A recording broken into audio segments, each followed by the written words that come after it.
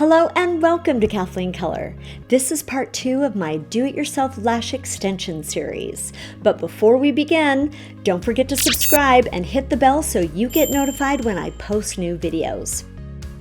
In part 1, I showed you how to apply lash extensions and how to take them off. Today, I'm going to show you how to clean them. Many people after just one use end up throwing their lashes away, which can be very expensive.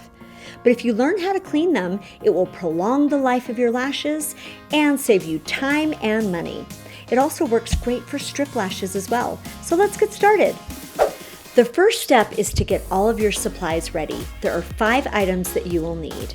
The first item you need is 91% alcohol. It must be 91% or higher or it won't clean as well. The second item is a small bowl or container, something that's small enough that your lashes won't get lost and that you don't have to use too much alcohol. It can have a lid or not.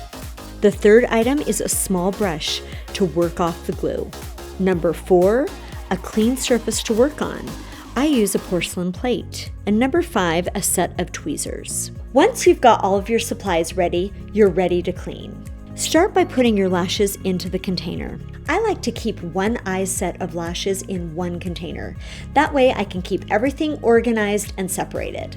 Next, pour a little alcohol over the lashes. You just need enough to lightly cover the lashes. You can let the alcohol sit up to a week, but I usually like to clean my lashes right away. If your container has a lid, you can shake the container to loosen the glue. If not, it will still work. It just may take a little extra effort. Next, with tweezers or your fingers, take out one lash at a time, and with a brush, lightly stroke through the lashes, getting rid of the glue. Keep doing this until all the lashes are clean. Then, just let them dry. That's it! An economical, easy way to clean your false lashes. Thanks for watching. You can follow me on Instagram at Kathleen Color. Hit the like button, subscribe, and I'll see you next time.